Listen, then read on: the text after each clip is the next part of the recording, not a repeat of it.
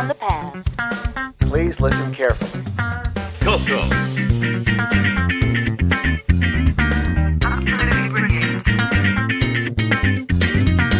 Welcome to the CoCo Crew Podcast. A delicious adventure into the world of retro computing news and information. Featuring the Tandy Color Computer. Hey, you got your CoCo 3 yet? CoCo.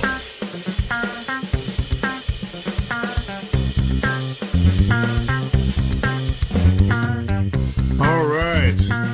Welcome, everyone. This is episode number 60 of the CoCo Crew Podcast. This is the first episode of our 6th year. Wow. Woo! Who ever thought? Big 6-0. It's incredible. It's pretty impressive, The longer we keep going, the more we get more downloads. It's funny how that works. Doing well. Let's see. Of course, I'm John Linville, and I'm joined by some of our hosts, most of our hosts. Of course, we've got Mr. Neil Blanchard. Hello, Neil. Hello, John, and everyone listening. And Mike Rowan. Hello, Mike. How are you? Hello, I'm doing well. Are you dodging the storm? So far, nothing's hit us yet. And, of course, the major storm dodger, Mr. Boise Pete. Hello, Boise. Hello, everyone. Let's see. It is, of course, it's towards the end of May now, 2020. CoCo Fest. Well, we don't know when we're going to see a CoCo Fest. Still could be a while. It may just be around. Who knows? When we get an announcement, we'll let you know. Still hoping to see one eventually. But we've got Tandy Assembly. That's roughly 6 months away now.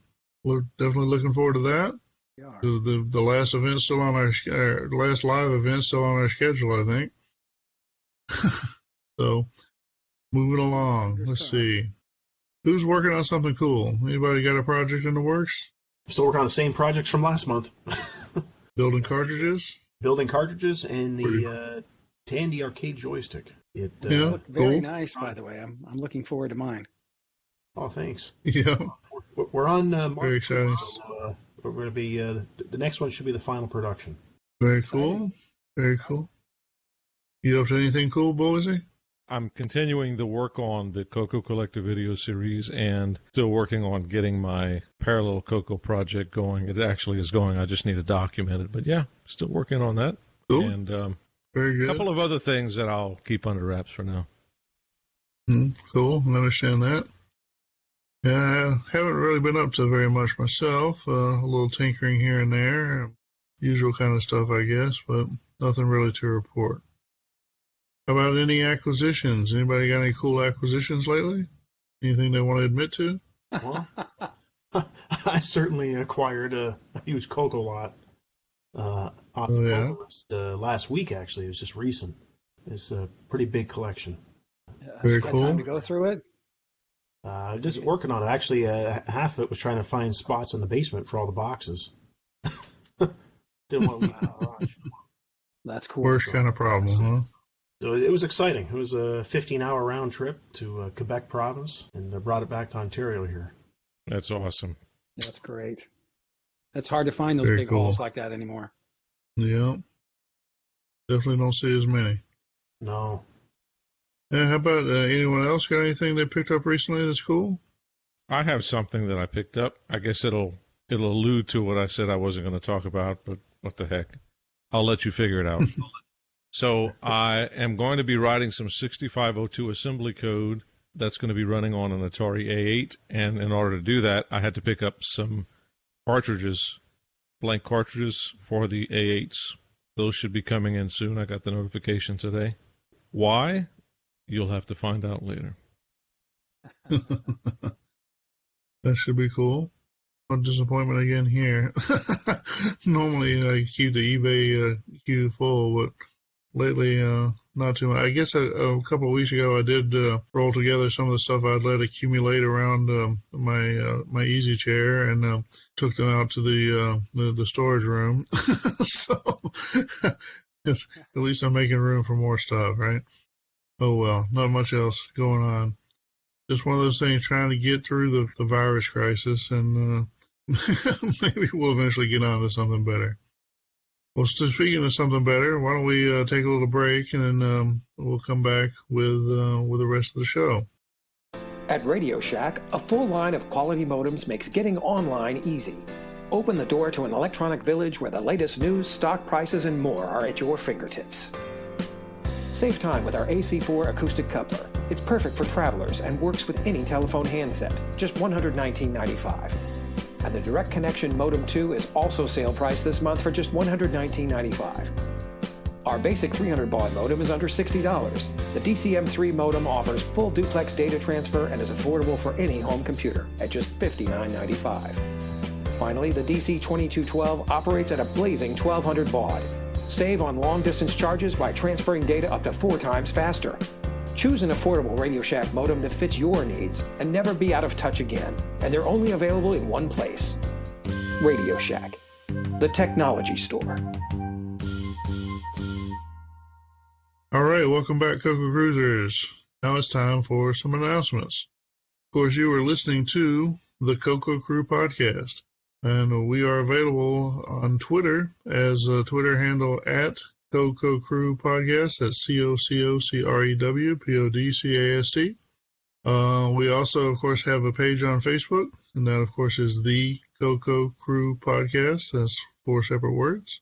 CoCo Crew Podcast, of course, is a podcast, and therefore we are available from usual places, along with our own RSS feed at CoCoCrew.org. We're also available through, of course, Apple Podcasts and Google Play. We are available for streaming through Spotify, Stitcher, and TuneIn. So however you like to consume your podcasts, live or recorded, whatever, we should have you covered. If there's something that you need to use that we're missing, send us some feedback and let us know. For some time, we've been taking our audio podcast and doing a little conversion on it into a YouTube videos. And so if you like, you can consume the podcast in a kind of sort of video form on YouTube. The one big advantage to doing this is YouTube's pretty good with rendering subtitles. And so if English is not your first language, or if you're not real good with the accents, or if you just prefer to read subtitles, then you can check out our YouTube playlist with video versions of the podcast. Let's see, we are, of course, a member of the Throwback Network. And the Throwback Network is a list of retro-themed podcasts, a variety of different topics centered around kind of 80s-era culture. Some of which is electronics and gaming, and some of which is just goofy stuff like the Greatest American Hero. If you are caught up on the CoCo Crew Podcast, then we recommend that you check out the Throwback Network for other listening options. We are also listed on the Game by Game Podcast Information Hub, which is another list of, in this case, retro-themed podcasts around video games and home computers from the 80s. So again, if you're caught up with the CoCo Crew Podcast and looking for something else that might be somewhat similar, then we recommend that you check out the Game by Game Podcast Information Hub. Audio for the CoCo Crew Podcast is hosted by Cyber Ears. If you have a need to host audio on the internet, whether it be for your own podcast or your weekly church services or whatever else you might have, business announcements or anything, then we recommend that you check out Cyber Ears, where you will get your audio on your terms. If you'd like to reach out to the host of the CoCo Crew Podcast via email, we have several addresses set up. The first 3 will reach all of the hosts. We have show, SHOW, at CoCoCrew.org. That's at CoCoCrew.org. We also have podcast, PODCAST, and feedback, FEEDBACK, at CoCoCrew.org. And if you do want to reach us individually, of course, I'm available as John, John. Neil is available as Neil, Neil. Mike is Mike, Mike. Boise is Boise, Boisy. And, of course, Ron is available as Ron, RON, at CoCoCrew.org. Any of those will reach the individual hosts. So if you want a one-on-one conversation or just want to complain or whatever, that's how you reach us. That's sort of our stock announcements. At this point, we normally would cover events in real life that we think are of interest to our listening audience. Unfortunately, given the current situation in the world, these lists are getting fewer and fewer, shorter and shorter. Let's see, we still have on the list the Dragon Meetup scheduled for July 4th and 5th of 2020 to be held at the Center for Computing History in Cambridge, the UK. Unfortunately, if you check that link out, it'll show you that the venue is currently closed. No indication of when it will open. I did see the organizers say that if it does open, even on fairly short notice, I think he still intends to have it. So, still on the list. If things suddenly turn around in the Cambridge area in early July, and you're looking for something to do, you may want to check it out. This one was the most disappointing thing recently. Vintage Computer Festival Southeast was scheduled for July 10th through 12th of 2020 at the Marriott Renaissance Waverly in Atlanta, Georgia. Unfortunately, they have canceled the event. Not much else to say. It looked like it was going to be a cool event. I was really looking forward to it since Georgia looks like it's opening up. But even though it's still 2 months away, they went ahead and canceled. Boo. I know Boise and I were planning to attend. Oh, well. Well, moving on. So originally we had Kansas Fest scheduled for the week of July 21st to 26th, but the physical event has been canceled. And so they have rescheduled virtual Kansas Fest, which is scheduled to happen to July 24th to 25th of 2020. This will be an online event. They have the webpage up. Looks like you have to register for it if you want to participate in the online event. The registration cost will be $20 per person. Get a discount coupon for a T-shirt.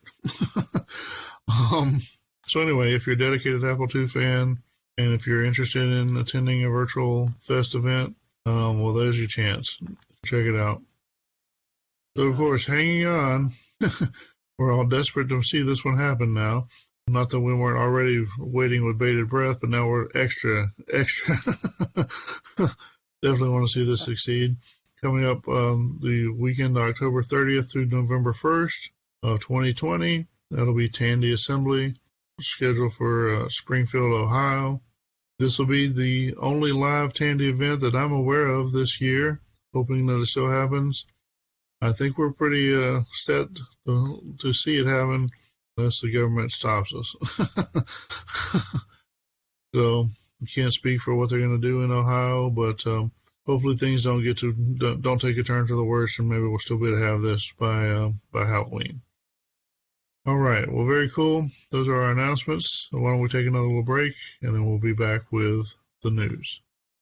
6 months ago, the Red Legion demanded full political control of Alpha Sigma 3 and threatened harsh retaliation if their demands were not met. And while the Federation was able to secure Alpha Sigma 3, we weren't prepared for them to make good on that threat.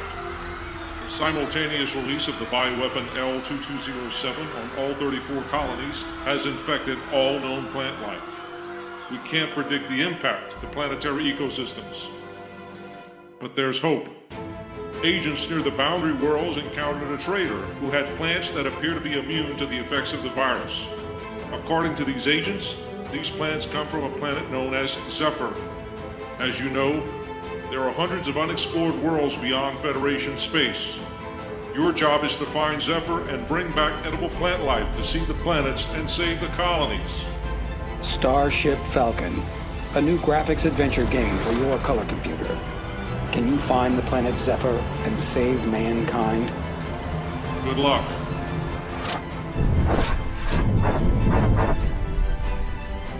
Requires 32K disc. From Surcomp. The Himalayas, Nepal. You have traveled far seeking answers. Yes, I seek the ultimate happiness. You may see the Master now.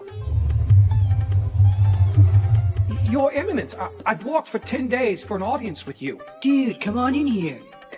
Am I in the right place? Totally. You hold the secret of true happiness? Yeah, check it out. It's Screen Machine. The ultimate graphics text screen enhancer, Screen Machine is a machine language extension to BASIC that enables you to easily mix high-res graphics and text in your programs. A user-definable 224-character set featuring true lowercase and graphic characters like cars, planes, tanks, and more. Support mixed text modes from 8x16 to 64x24 with full print at, tab, and comma fields. Full support of underline, subscript, superscript, reverse video, top and bottom scroll protection, double width, and full color characters. Screen Machine can be used in games, word processors, utilities. The possibilities are limitless. You're right. This is true happiness. Gnarly. I better go now. I have a 10-day walk back ahead of me. Dude, that's totally military. I took the helicopter. Screen Machine from Sugar Software. Woo! CoCo Cruisers, pull over. It's time for the news.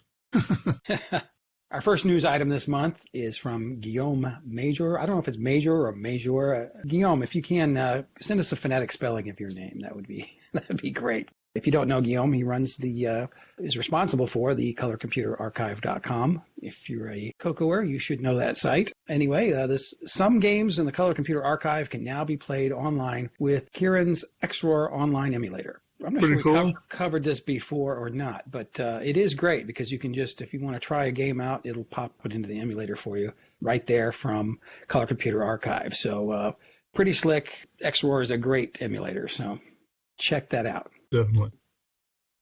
Our next story is from Henry Rietveld. CoCo 3 light gun game, Iron Force. And these are some videos, if you're familiar with the DICOM games that use the light gun. You shoot at the television and shoot at flying objects and things on the screen. Or even if you're not familiar with them, especially, because then this might be your first time ever to see them. Yeah, exactly. I happen to have one of those guns in those games, so it is cool to see them. And those only work with a television at this time, but or a monitor, a CRT is what I mean. Won't work with an LCD right now. He's got videos of playing Iron Forest and Medieval Madness. Fun to watch. Definitely check those out. Those games were advertised, if I recall, either on the front or the back inside cover of the rainbow. Yes. And they have the most beautiful advertisements, beautiful color. Yes. Okay, this next one is from Tech Tangents at YouTube. Copper tape PCB repair, micro tangent. In this video, he's using copper tape, something I've never dealt with, but it's kind of a cool video. He's working on a Commodore PET in the keyboard that he's trying to replace a bad trace on, and just shows a quick repair using this copper tape. There's probably a lot of things you could use that for. Might be good for maybe fixing the mylar on a keyboard, or just any kind of place where you don't want to actually put a bodge wire or something. You could, or if you just needed something short term, you could do this. But it's a cool video. Have any of you ever used this copper tape?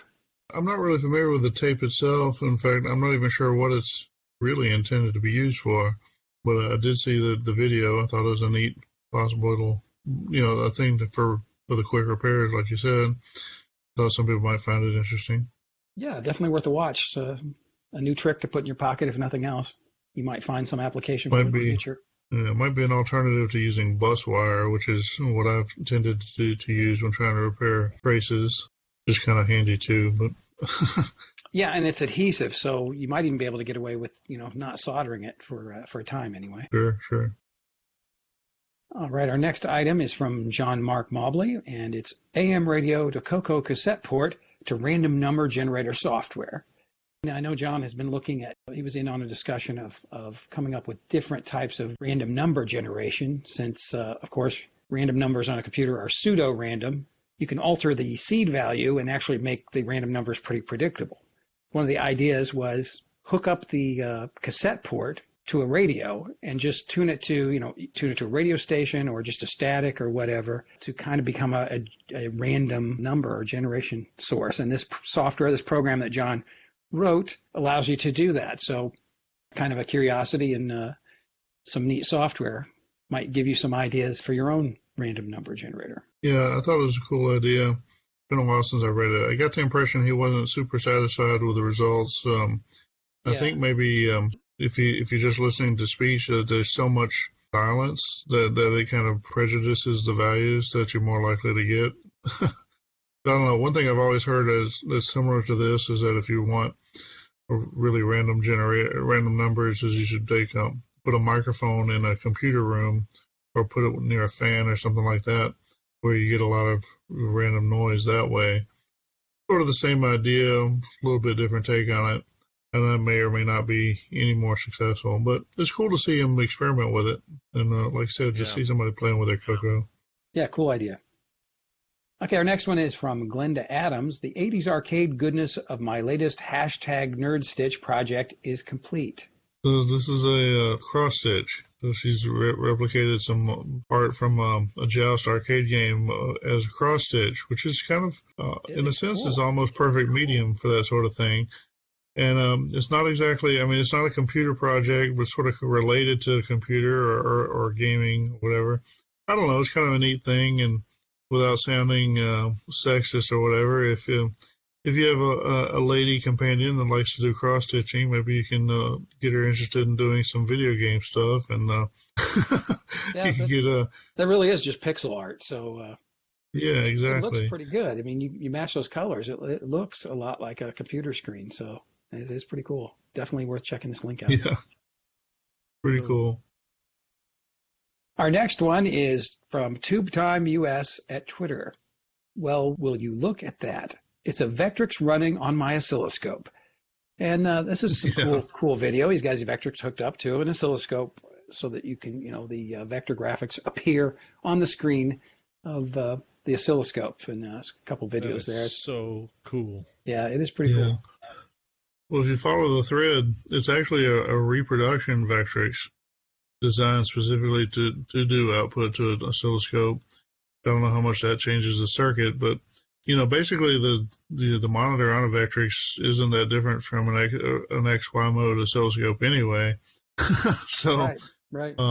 If you ever wanted a Vectrix and either can't find one or don't want to pay the price for one, or you're just looking for a project and you have an oscilloscope with the XY input, it's a good way to experiment with it and be able to play the Vectrix games. But it's even got a cartridge port. In the past, we've ruled Vectrix inbound on the podcast because of the 6809. So, yeah, that's cool. Pretty cool. Moving on to our next article. This one is from Richard Bagley, making PCBs with a vinyl cutter. I think what he's doing with a vinyl cutter, correct me if I'm wrong, is he's making solder stencils for surface mount, correct? Yeah, I think he is making stencils, solder mask, but I can see where you could also use it. Probably could use it as a form of etch resist, sort of do the reverse operation. I don't know. I mean, I don't know much about doing this per se. I know a lot of people have vinyl cutters, kind of a common arts and crafts thing these days. And so if you have one, if your partner has one, maybe you can get a little time on it and figure out how to use it for your electronics hobby. Yeah, kind of cool. This next one is kind of a group of three. This is from Rietveld. He has videos on using RGB patch on the Color Computer 3 with the SDC. So if you're not familiar with the RGB patch, basically programs that were written for composite palettes, with this patch you can force it to use RGB. You've played a lot of games where in composite they're color, but in RGB they're just black and white. This takes care of that so you can get the colors that you should see on RGB. And he's got it sort of automatically patches before it loads a game. So he's got a video explaining the RGB patch and then a couple of videos showing games that he's done this with, and he can pop them up on the RGB monitor. So pretty cool. Yeah, that is. And it's neat. This is kind of classic Rietveld at this point, where he'll just show how to do something that maybe not everybody knows how to do. A cool hack from sort of back in the day when people had been used to doing the composite colors on their CoCo 1 and 2 games, and suddenly they've got the CoCo 3 with a CM8 and they're all in black and white because the CM8 doesn't do composite. But it's a cool it's a cool hack, to kind of mess with the registers and load the game. Figures out the 0-1 pattern that puts it in a mode that looks at 2 bits per pixel, and signs 0-1 is blue and 1 and 0 is red, or vice versa, whichever it does. Makes the games work on the RGB style monitor, which nowadays might be plugged into an HDMI converter or whatever else. But it's kind of cool to see somebody revitalize that, kind of rediscover or revitalize something that's been in the community but had sort of been forgotten about.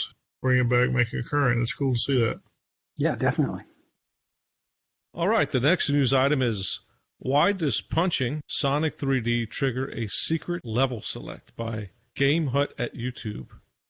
This is not a CoCo game at all, but I just thought it was interesting. Sonic 3D for the Sega Genesis, they had like a quality control at Sega before they'd accept your cartridges. And any kind of problem you had, you'd have to kind of redo a testing cycle. And so it'd slow things down and maybe keep you from making any money with your game. And so one of the things that they did to smooth things along was that they basically trapped the various errors that the CPU can generate instead of just, causing a crash and throwing up something like divide by zero error or something like that. They would just restart the level select code. And so that way, if it crashed in the Sega quality control, they just would see it go to the level select screen and say, okay, well, no big deal, and pass it on. And so I thought that was kind of cool. But then so the person that wrote this code said later he was finding that people were saying, well, if you mess around, if you jiggle the cartridge or whatever, you can get this secret game select or level select screen. And he was like, well, I didn't write anything to do that. Well, what are they doing? But then he figured out that all they were doing was crashing the machine. And it would come back up in this game select or level select screen. So I thought it was neat to kind of illustrate that. So it's not a CoCo thing. You probably could do something like that on the CoCo. Of course, everybody, and probably with good reason, is paranoid about jiggling their cartridges on the CoCo for fear of shorting out their power and frying the CPU or whatever. But theoretically, you could do some of that or something like that. It's not quite as much. The error handling on the 6809 is not as robust as on, say, the 68000. But there's some things that you could mess around with, and you could probably, put in a few tricks like that if you were writing your own code. But mostly it was just because I thought it was a cool war story from a coder. And all right, the next news item is, why build an entire computer on breadboards by Ben Eater? This is a 28-minute video on YouTube. It looks like this guy goes through the process of just taking a breadboard out, actually a couple of them, and starts to put on integrated circuits and wire things together, and even analyzes waveforms on an oscilloscope, and even goes as far as to try to extract the mathematical formula for the different waveforms. This is a very cool video. Boy, it just seems really good for a half-hour video. I'll have to check it out. It is great, and he goes into detail about cheap breadboards versus quality breadboards for building, because he builds computers on these things, so you don't have as much tolerance for the capacitance and stuff you build up on those. It's a great video. Wow. Yeah. Well, Ben Eater is definitely somebody who's gotten a lot of coverage doing retro and electronics projects on YouTube, and it's almost like the current day Ben Heck or or somebody like that. That's awesome. Cool to see some content. Good work. All right, the next news item is T&D LPT is a parallel port sound card that uses the SN76489 sound chip by CertaShop. John, I have a feeling this is near and dear to your heart. Yeah, so now, of course, this is for a PC, plugs into a PC-style printer port. This company, CertaShop, has a couple of variations on this sort of sound card. This one in particular, of course, is using the same sound chip that's in the Game Master cartridge, but it's also the chip that's compatible with the chip that's used in the Tandy 1000. I think they include a few programs there that can be used to kind of patch your software, make sure it uses the proper I/O ports, so that rather than, if it's designed to run on a Tandy 1000, you run it on a regular PC, it'll put the sound data out through the printer port. They have, like I said, the same company has some similar stuff that has OPL2 and OPL3 sound cards, like I said, sound plugs, sound dongles, or whatever you want to call them. But anyway, I thought it was kind of neat. If you are somebody who has an old PC, maybe wants to play with the Tandy sound chip a little bit, see what it's like to experience it or whatever, or if you've been using the Game Master cartridge and developed a lot of expertise in in the SN76489 chip, you might want to consider using this on your PC. I don't know. It's mostly there to entertain me, but hopefully you enjoyed reading about it too. And you know what? This is one step closer to getting Farfall ported to the x86 platform. Well, that's true. You probably just use the Multani 1000 for that, but sure. Yeah. Well, for the 386 folks, Word processing doesn't have to be complicated. It doesn't have to be expensive either. All you need is a TRS-80 color computer and Telewriter 64. It's no wonder it's the most popular word processor for the color computer. Telewriter 64's fast, full-screen editor lets you easily type and make corrections. Insert or delete text anywhere. Use advanced features like block, copy, and move. And Telewriter 64's menus are easily accessed from the editor at any time. Printing is a breeze. Use a dot matrix or daisy wheel printer. Telewriter 64 turns your color computer into a professional word processing system. And now it's available at Radio Shack stores everywhere via express order. Find out what so many already know. Telewriter 64, the color computer word processor. New from Maxis Electronics and Software Company. Get up to 1 megabyte expansion. Introducing the Color Burst. The Color Burst plugs into your color computer and offers incredible features. 6 software selectable expansion ports, disk controller cartridge connector in the back, parallel printer interface, 2K pages mapped anywhere, programmable write protection by page, programmable timer for single stepping through ROM routines, make disk spooling and RAM disks transparent to user programs, OS 9 and RS-DOS compatible. The Color Burst comes in 5 models. 64K just $570, 128K $599, 256K $640, 512K $799, and our whopping 1 megabyte unit is just $999. The Color Burst expansion unit from Maxis, Milwaukee, Wisconsin. The next news item is forget the Arduino and Pi. Use your old PC by Cy Cynical inventing at YouTube. So this is what I would consider killing a fly with a sledgehammer. But it looks like he takes his an older computer and uses the parallel port to interface to a stepper motor, and then writes a program in, I guess, Quick Basic to control it. We're in a kind of a weird time of the world or whatever. It's easier to go out and buy the $5 Raspberry Pi or Arduino or however much you spend for them. But if you do happen to have an old PC laying around, you can do a lot of this kind of stuff, and you can use a sort of a retro style setup like he's doing. It's kind of the reverse of what got me interested as an adult in going and playing with the CoCo was the idea that I could use the CoCo to hook up to lights and motors and stuff like that. Using my PC to program things back then. And in this case, now you can go back and use your old PC instead. So, I don't know, kind of funny. But parallel ports were always pretty useful. So Yeah, it's a shame they've completely disappeared in any meaningful way. All right, the next news item is actually an announcement for 2 products from Michael Furman. He announces Pi DriveWire version 0.5C, the Easy Install Edition, as well as DW Term version 0.2, ANSI support release. So these are 2 freeware source projects that Mike has been working on. This is a DriveWire server written in Python, and DW Term is a terminal that runs under Disk Basic that you can connect to a DriveWire server, issue commands, connect to BBSs, and so forth. So good work, Mike. It's good to see DriveWire continuing to be used. Yeah, that's awesome. And the ANSI support is great. Have you had a chance to check that out, Neil? Yeah, no, I haven't yet, but I definitely will be. I saw that. Very cool. Awesome. All right, the next news item is Nitrous 9 EOU Beta 5 released by L. Curtis Boyle.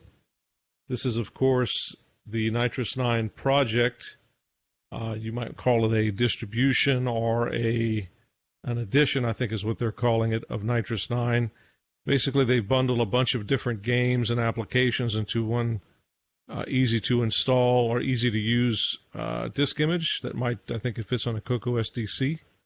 And I think there's some tweaks that have been done to the various components of the OS to make it run faster for 6809 and 6309. So this is an evolutionary release of Nitrous 9 for people who want to start delving into the OS. And that also features the multi-view GUI, so it's very point and click. That's right. Yeah, very cool. The next news article is, I've adapted some Arduino sketches and created one to convert our old joysticks to USB. And this is from Rick Bagwell. So this is the opposite way around. You can use the old CoCo joysticks on your PC for an emulator. Yeah, well, you hear this come up once in a while. I'm not sure if we've seen, I'm not sure if we've seen anybody do it before or not, but this direction. We've seen it the other direction, I know. Seems like people want them for both directions. Yeah. So, yeah, for emulators. Yeah. If you want to use a Black Beauty to play on your PC, Rick has got you sorted. Well, Very I'm good. interested in using a color mouse on my Mac, so this would probably do it. It'd be pretty cool. There you go. I'd love It'd to be worth see trying. Yeah, cool project. Next news article is Gimme X beta release from Ed Snyder. The long-awaited Gimme X is out in the hands for beta testing right now, and he sold a few to select people. Not sure who all got in on the testing. A few showing up on the Facebook group there, but it's coming along. Yeah, people have been eager for this for whatever reason for some time, and he's finally got to a point where he's comfortable starting to release, at least to some people. I think some of them might even be working on some software to help it out, help it do something cool or whatever. Yeah. So, it's kind of the end of the beginning, something like that. It's not quite the end of the story, but it's kind of to the point where it starts to become more real. So cool to see that happening. Yeah, because for a while there wasn't much mention on it, so looks like it's coming through. Yeah, Ed, bring it out to Tandy Assembly so we can all see it in person. Definitely. Right. We'd love to see it there, Ed. Definitely.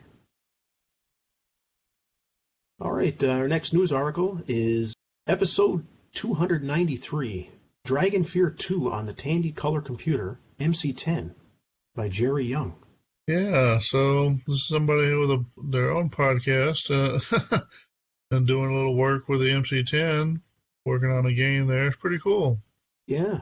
Nice to know there's some other people out there with some love for the MC10, huh? I was going to say, other than Jim Gary, it's nice getting some more support. That's good. Definitely cool. All right, our next news article is Al Alcorn, creator of Pong. I'm sure all of you knew that already. Explains how early home computers owe their color graphics to this one cheap, sleazy trick. This is posted by Stephen Cass at IEEE Spectrum. So it's a pretty cool article, somewhat technical, but if you don't know the basics of how the NTSC artifacting works, this might help explain it to you. It might leave you as confused as ever, but it's something there. And it kind of makes his point through assertion here, at least, that early home computers owe their color graphics to this one cheap, sleazy trick. Well, cheap and sleazy, well, it's a bit of an editorial, but it is an exploit of the technology. This is something we've dealt with for years, for the entire time of the CoCo. I remember as a kid, it's like, well, some games they'll show these two colors, and we don't really know why. It's something funny about how the TV works, or, you get that kind of an explanation. And even now, it's the same technique, a variation of the same technique that leads to the 8-bit color mode on the Gimme, on the CoCo 3, on the NTSC output. Even though I made a video about it explaining how it works or whatever, there's a certain prominent member of the community that still kind of just asserts that, well, it's not color, it's some kind of junk in the signal that somehow magically shows up as color on some TVs, as if it's just dumb luck, And in fact, whether or not it was intended to be color by whoever put the circuit down there, it still shows up as color on the screen. So facts are facts, and it's and like you say, it's basically the same way that the color worked on the Apple II and on this Pong game and a lot of other stuff. So sometimes it's just a matter of the technology plugs in and unlocks the door, so to speak. It doesn't matter if your key is actually a paper clip that's been bent in a certain shape if the door still unlocks. You know what I mean? Well, that's my take. Yeah, that's great. Read the article yourself, see what you think. Next news article is new game for your MC10. Car Race Win by Jim Gary. Jim Gary, who is that? What platform is this for, pray tell? He's got a full walkthrough on this one, or a playthrough, I should say. Playthrough to a win. It said here he's got his son Charlie can spice it up when he gets home. That's pretty cool. You can check that out on YouTube here from our link. Next one is Rainbow Adventure from Jim Gary. And this was a type and adventure from the July 1982 issue of Rainbow magazine for the Tandy color computer.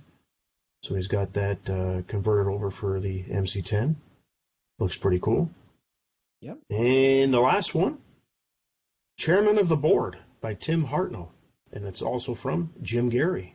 This was a typing program from the VZ200 Giant Book of Games. That's by Tim Hartnell and Glenn Pringle. And that's also ported over to the MC10. Pretty cool. I thought it was going to be about Frank Sinatra. They'll make the MC10 sing to you. That's right.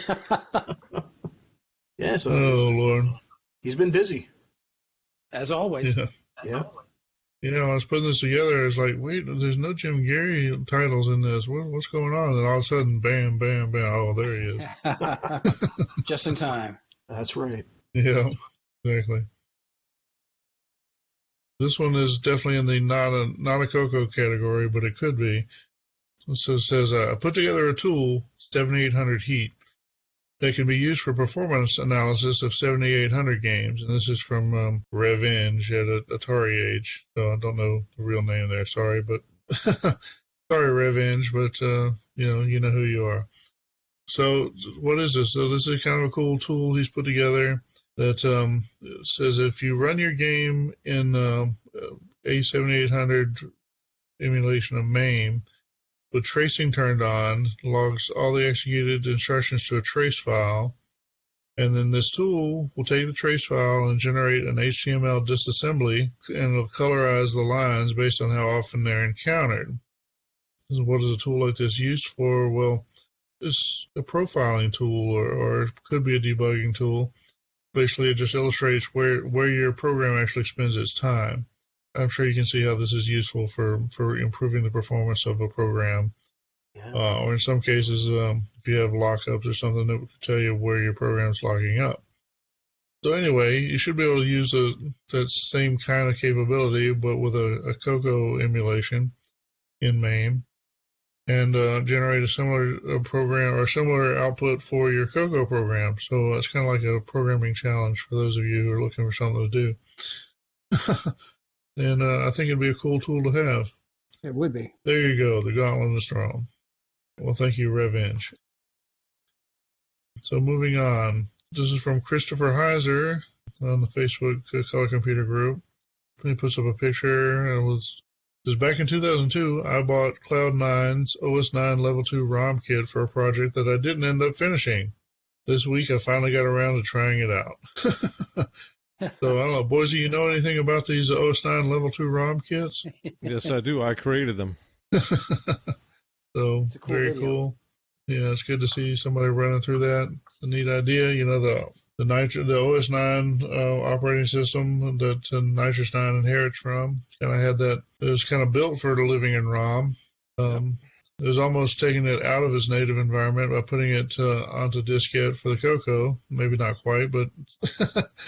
But yeah, it's just, what inspired you to go through that exercise years ago of kind of forcing it back into a ROM form there, Boise? Yeah, so I was experimenting with interfacing my CoCo 3 to my pickup truck at the time, and obviously wasn't going to be able to tote around a disk drive in a pickup truck, so devised a way, studying the source code to OS 9 Level 2, devised a way to fit it into ROM, and basically turn the CoCo 3 into a ROM-based OS 9 system. Pretty cool. It's a different way to boot things up, and it may not be appropriate for every application. But it's kind of a cool way to experiment and do something different. It's one of those products that I've made for the CoCo pretty much like every other product. I made it because I had a need for it, and I found out that other people might have a need for it too. So it was inspired by just my own desire to do it. Very cool. It's cool to see the OS 9 pop up so quickly. Yeah, it is. Yeah. And it was cool to see. I watched the video. It was cool to see Christopher do that. It's kind of neat to take a product that's 18 years old and start using it again. Not only that, but it gives you faith, because we all have projects that are sitting on a back shelf that we just haven't had time to get to. So that's right. Finally got one. Yay! No, I've never bought anything and set it aside and then not used it. It's never happened. Now, I've never bought 2 or 3 of the same thing and not used them by accident. Yeah. Now, just a question for the listeners. Is that product still being offered if somebody wants it? No. Like other things, I open sourced it, and it's actually part of the Nitrous 9 project. I think you can actually can make it through Nitrous 9. Oh, cool. Yeah, I think there are rooms. Yeah, I think I did that exercise at one point, going from the Nitrous 9 stuff. So I think there's enough information that you could figure it out yourself if you really want to. Yeah, if not, and if you can't figure it out yourself, then contact Boise. No, contact me, somebody. No. It wouldn't be a bad idea to put up a README about it somewhere, though. Since 1994, Cloud9 has made cool stuff for your color computer. Now Cloud9 is proud to announce the 2 MB Triad Plus memory expansion board. The Triad Plus works in 2 ways. Purchase just the Triad Plus board to expand your Color Computer 3 from 128K to 512K of RAM. Or add the new Protector Plus MMU to access the full 2 megabytes of static RAM aboard the Triad Plus. And the Protector Plus MMU utilizes full buffering to protect your CPU. Unlike previous 2 megabyte memory expansions for the CoCo 3, the Triad Plus operates seamlessly without the need for special patches, configuration, or workarounds. Games like Donkey Kong Remix and Sierra Adventure games simply work without hassle. And the Triad Plus will reduce your CoCo's power consumption and heat generation. The Triad Plus and Protector Plus MMU, only from the innovative engineering of Cloud9. Cool stuff for your color computer. Visit cloud9tech.com for details. This week, the CoCo Crew Podcast is brought to you by Gimme Crisp Cereal. Most any cereal is fine with me, as long as you spell it G-I-M-E. Magenta, red, buff, yellow, and green. Keeps your mind sharp and your body lean. Start your day right with a delicious bowl of Gimme Crisp cereal. Crispy oat O's with colors of the Tandy color computer. Served with milk and juice, it's part of a complete breakfast, and moms love its 3 vitamins and herbs. And for a limited time, you can get 1 of 5 color computer program packs free. Just send $3 handling and 5 box tops from specially marked boxes of Gimme Crisp. Choose from Clowns and Balloons, Atom, Bingo Math, Color Backgammon, and Dino Wars. Magenta, red, buff, yellow, and green. Keeps your mind sharp and your body lean. Gimme Crisp. Some of you may be aware that there's an Intellivision company. I guess this is still the direct heir of the original Intellivision. Anyway, one way or another, there's a modern version of the Intellivision that people are trying to breathe some life into. They call it the Amico game console. And so this is a press release announcing that they've got a new global managing director, somebody who's had worked at Microsoft and on Xbox. But then down in here it says, a lifelong gamer, Allard, this is Jay Allard. Jay Allard. Apparently he just uses Jay. It's like, the artist formerly known as Prince. A lifelong gamer, Allard grew up with the original Intellivision and published his first game, Lemonade Stand, in the early 80s for the TRS-80 color computer. So there you go. Hometown boy made good, so to speak. So if you weren't already dying to buy a modern television Amico, well, now you've got a reason. Very cool. So this one is from Terry Trapp, who's posting a bit about his he calls Mr. Dash is a salt replacement. In this case, salt is the serial and level translator. Is that what it stands for? Anyway, the custom chip in the CoCo 2s and 3s. Supply and level translator. There you go, supply and level translator. Basically, he's putting together a replacement with some discrete components, voltage regulators and that sort of thing. And so he's been putting it together and testing it out, and it's cool. It's I don't know. I'm pretty sure they're not making any salt chips anymore. I heard not too long ago there was some place you could still order them, but I think those are all gone by now too.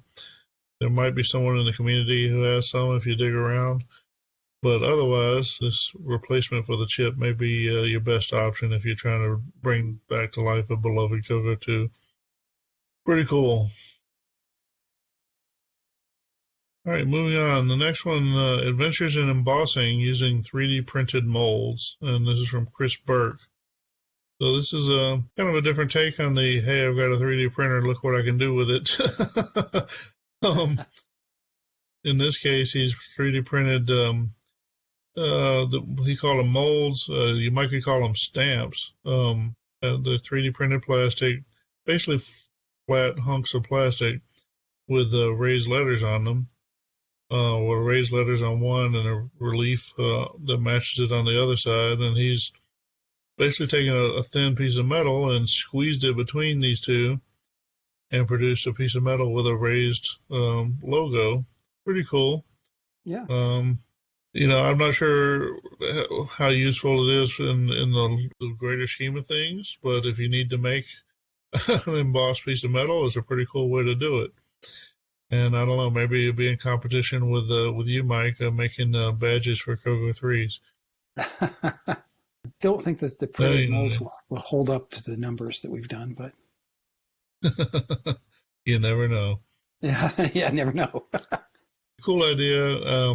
Nice to see somebody. Like I say, this is part of the theme this month is people doing crafty stuff, I guess, with the vinyl cutters and 3D printed embossing molds and yeah, that's cool. Fun. I don't think I've ever seen anyone else doing that, or I've never run across it, but interesting. Yeah, very cool. So here's a book on Amazon. You can buy it brand new paperback, $5.99, from Jerry Stratton. This sounds really familiar. I think we may have covered this in an earlier episode. Super Basic for the TRS-80 color computer. What it appears to me is that Super Basic is one of those deals where somebody has kind of created a more modern syntax of Basic, or a collection of more modern practices or whatever, like looping constructs and that sort of thing, so that you write in this Super Basic language, and he's got some kind of tool that then translates it into something that you can load on the color computer and execute on the extended color Basic ROMs. And so it's kind of give you a somewhat more modern programming environment running on your 30-year-old CoCo. And like I said, it's a book. You can order it, and it'll show up at your door and smell like paper and everything. It's pretty cool. Very interesting. I ordered a copy. Did you? Yeah. Curious to see, did you get an opinion on that? Yeah, I'll let you know. It'd be cool. All right. So here's one from Per Surratt. Per's big in the Dragon world.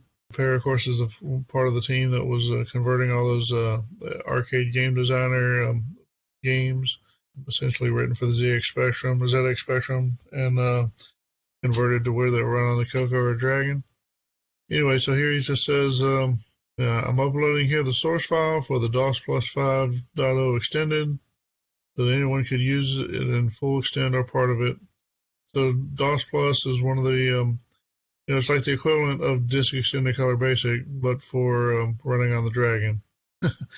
In particular, if you want to run with the CoCo SDC on the Dragon, uses DOS Plus 5.10 extended. So, good news if you're a Dragon Basic ROM hacker. I don't know, maybe that's not a big enough group, but I can see where possibly find use for this at some point in some future project. Probably somebody else can too. So very cool. Thank you, Per, or gracias, as as the locals would say, right? Moving on. Let's see. Got one more here from Paul Thayer. Says, I've created a library for 60 to 9 assembly routines on GitHub. So if you're not familiar with GitHub, you're probably not working as a professional programmer. But if you are, GitHub, of course, is a repository for using the Git source control program and for sharing code across the world. There are a few CoCo related projects out there. Jim Brain puts most of his stuff out on GitHub, I think. But there's not a ton of stuff on GitHub for the CoCo, but there probably should be more. And so here Paul has got a few things out there. They're like snippets of code. So he's got the 256 by 192 by 16 screen in it. And so he's got just enough assembly code there that you can have your assembly program put itself into that graphics mode and then go from there. That's pretty cool. So it's cool, helpful. If you're looking for some help getting started on some assembly language, this is probably not a bad place to start looking. Yeah. Very good. Thank you, Paul. Good opportunity to learn GitHub too. There's some, it's not hard to learn. There's some really good tutorials out there for free. Yep, definitely. Okay, so this one's probably my favorite of the group. And not strictly speaking of CoCo, not even actually a CoCo project per se, but maybe you'll figure out that it's not so unfamiliar to things we've talked about before. Ed Mentoni, I have no idea. Ed, if you're listening, let us know how you pronounce your name. It says, this, my friends, is an accomplishment 30 plus years in the making. He bought a copy of Zork, actually Starcross, for his Osborne running CPM. And somewhere else he obtained a Zork data file, did some manipulation of the disk contents, and long story short, he ended up with Zork 1 running on his Osborne. And he was so excited he actually went ahead and made a Zork 1 label and put it on the diskette. So now he's got a Zork 1 diskette for his Osborne. This is kind of the same sort of story we talked about in the past with taking the Infocom games and putting them on a CoCo. You can take games from other sources that use the Infocom interpreter and get those on the CoCo. And anyway,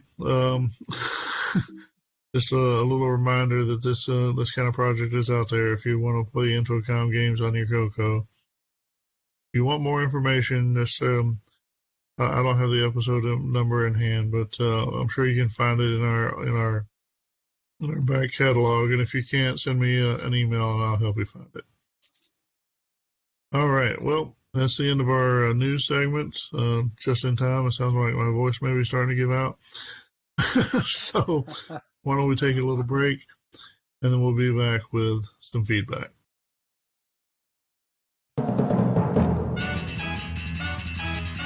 From the nation's capital, the CoCo Group, an unrehearsed program presenting inside opinions and forecasts on major issues of the day. Tandy is proud to support the CoCo Group. From multi-packs to game cartridges, Tandy, because there is no better value. And now your moderator. Issue 1, COVID CoCo. The 29th annual Glenside CoCo Fest, set for April 18th and 19th of 2020, has been postponed due to the outbreak of the coronavirus and the disease that it causes, COVID-19. This global pandemic has impacted not only CoCo Fest, but other retro computing gatherings around the country. Question: will CoCo Fest be held this year? John. I would really like to say yes, but my gut says no at this point. There might be something, but it probably won't be the kind of event that will draw a big crowd. Neil. Well, I like to be optimistic and think there really will be a CoCo Fest this year, but unfortunately it is highly unlikely. With all the events having to be canceled or rescheduled, I just can't see it being easy to rent a banquet hall until the following year. Mike. Well, that's the question of the week, isn't it? I sure hope there's a CoCo Fest this year, but the answer to that really lies with the Glenside leadership. If they decide to have it, I hope they have a full version and not some watered-down event. I think it'd be better to skip it than to do that. The answer is CoCo Fest will be deferred until 2021, where it will be called the first annual CoCoVid Fest. Issue 2, Virtually There. In light of the coronavirus pandemic of 2020, several retro computing conferences have opted to hold online versions of their canceled or postponed events. Facilitating this trend is the use of virtual conferencing software, allowing anyone to join from the comfort of their home. Gone are the long drives, flights, rental cars, and hotel stays. Some are saying that a new era of virtual retro computing events has arrived and will thrive. Question: will the virtual trend upend and replace traditional in-person retro computing events? John. I don't think it will replace them in the long run. Those of us who go to the events really like the in-person aspect, I think. I still want to go. I don't think I'm the only one. Neil. I don't think the virtual trend will ever replace a real live retro computer event for the plain simple fact that people like to touch and use the computers and projects on display.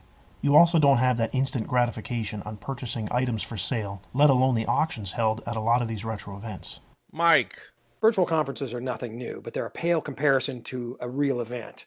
One of the big benefits of traveling to an event is that you get to leave everything behind and simply live in the moment. You don't have to worry about normal life interfering. Not only is that fun, but it's really therapeutic. In-person events will resume once the pandemic subsides, but the virtual conference is here to stay. Predictions. John. Sightings of wild turkeys in and around Glenside-related events will continue for the foreseeable future. Neil.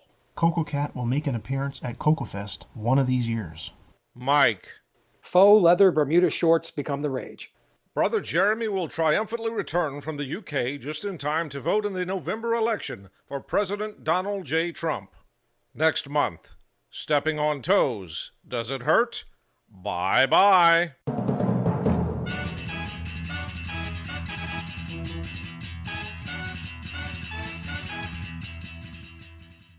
So what did you want to show me? Check this out. I do this poke, and the printer is now at 9600. Yeah, that's a popular one. And I wrote this little program to do all these pokes to give me access to 40-track drives. Yeah? And this one lets me access both sides of the drive. Okay. And this utility automatically creates line numbers for me in BASIC. You do know that all of these things are built into ADOS, don't you? Huh? Have you been living in a cave somewhere? ADOS adds all sorts of cool functions to your color computer. All the things you described and more. It even supports true lowercase on the new CoCo 2s. You're kidding me. ADOS adds things like repeat keys so you can edit your last command, DOS command for OS 9, error trapping in BASIC, there's a RAM command to run in full RAM mode, 2 column disk directories, keyword abbreviation, and that doesn't even scratch the surface of the features of ADOS. That sounds easier than all these pokes and short utility programs. You better believe it. And ADOS comes with an easy-to-use configuration program. You just run it, enable the things you want, ignore what you don't want. That sounds great. You can run ADOS from disk, or you can have ADOS create a ROM image, and you can just burn that onto a ROM and put it on your disk controller, so it boots up right into ADOS every time you boot your CoCo. Imagine, you never have to set your baud rate again. Wow, that's amazing. Will it work with my CoCo 1? ADOS works with both CoCo 1 and CoCo 2 systems, and it's available for just $27.95. You'll wonder how you ever lived without it. Supercharge your color computer with ADOS from Spectro Systems. Spectro Systems, Miami, Florida. All right, CoCo Cruisers, welcome back. Now it's time for some feedback. Let's see, the first one up today is John Federico. I think John must be a fairly new listener, just based on that I don't quite recognize his name and just the tone of his feedback. He says, great podcast. I really like the format. Having the summary notes is fantastic. I'm amazed you find the time every month to put this together. John, so am I.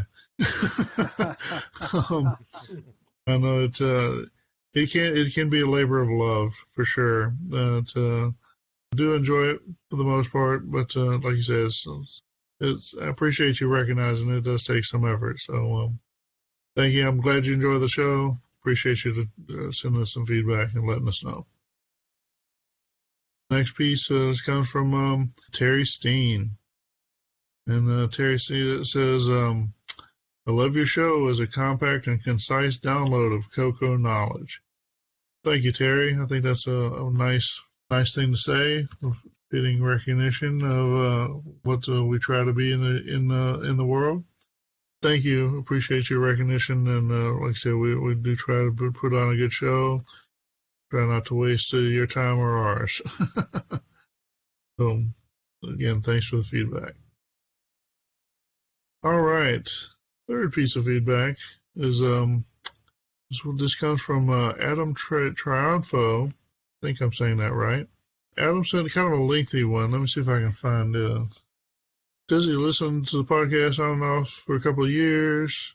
He talks a little bit about the APF MP1000, which has a 6847 video chip. You know, kind of shooting the breeze with us a little bit. He says, let's get back to why I'm writing you. Episode 58 show notes, his article, Hacking Astro Battle on the Bally Astrocade is mentioned. And it's pretty conversational. It talks about, doing the hacking and ROM hacking, and mentions how I've said I'm surprised we don't see more of that on the CoCo, which I am. But it's, like I said, mostly just positive feedback. Does he like Neil's review of Gunstar? Pretty good, pretty friendly response. I enjoy reading it. And what was the quote I actually put out here? It says, for some reason, don't ask me why, as I can't explain the reason, the strange idiosyncratic colors are just enough that they are attracted to me in their own way. Obviously, talking about the 6847 VDG.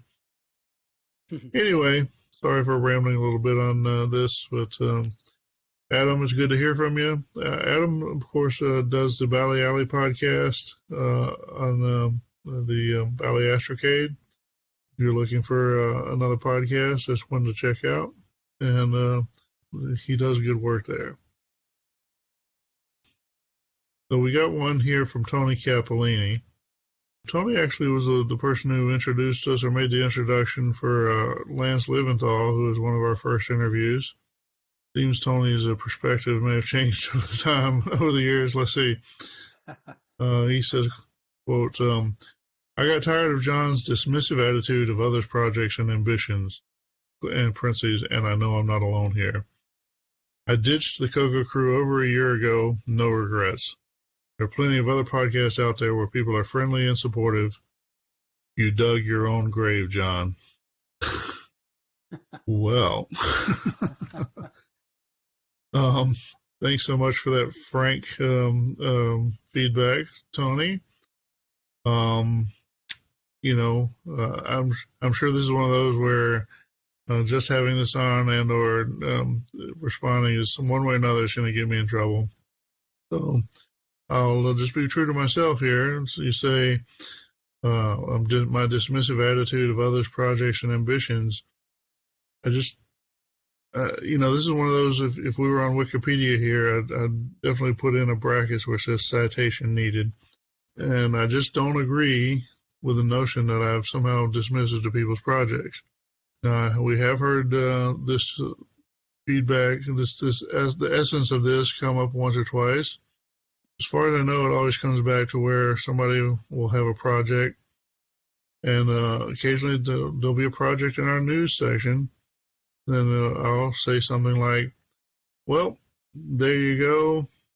If that interests you, then go check it out. It's not really my thing, but I hope you enjoy yourself. Some people don't like that approach. I don't say it to hurt anyone's feelings. We're not paid to do this. This is a hobby for us too. We're not obligated to cover anyone's project. We try to cover projects as much as we can. That's sort of the whole purpose of the podcast, along with encouraging people to go to CoCo Fest in the first place, was also to cover people's projects when they post something, because too often we get silence. Well, if I say I hope you like the project, or if you like it, there you go, check it out. It's just not for me. I'm not ignoring your podcast. Or I'm sorry, I'm not ignoring your project. Now keep in mind, for the most part, if your project's mentioned in our news section, it's because I put it there. So if I just didn't like your project, I could just not put it there. clearly there are people who take my saying that a project's not for me as a personal attack or an affront on their project or whatever. It's not my intent. I'm sorry that happens, or that some people feel that that's what I'm saying. That's not what I'm saying. I'm just saying exactly what the words say. It's not for me, but I hope somebody else gets some pleasure out of it. Anyway, Tony, I know you're not listening. You said you're not. You ditched us over a year ago. There are other people who may have had this that have still managed to listen to the show. If you share Tony's view that when I say project's not for me, but if it's for you, then go and have fun with it. If you feel that, if you feel that that's me insulting their project, I'm sorry. I just disagree with you. Now, if you feel that this is me somehow rejecting all criticism and being terrible and throwing a tantrum and whatever, well, people say what they want to say, whatever. If anything, what I think this shows is we do love to get your feedback, whether it's positive or not. If you don't want to be in our feedback segment, well, I guess you could say don't publish the feedback. But other than that, we do love to get your feedback. Thank you, Tony, for taking the time to submit your opinion. I don't like that you've taken things this way, that this is the way you see them. I do like knowing that there are people who feel that, so I appreciate you sharing that with me. As they say, feedback is a gift. So thank you for giving yours. Thank you also to Adam and Terry and John and anybody else who's out there. If you want to be part of our feedback segment, or even if you don't want to be part of the segment, but you still want to let us know what you think, feel free to send us some of your feedback to, feedback@cococrew.org. That's feedback@CoCoCrew.org.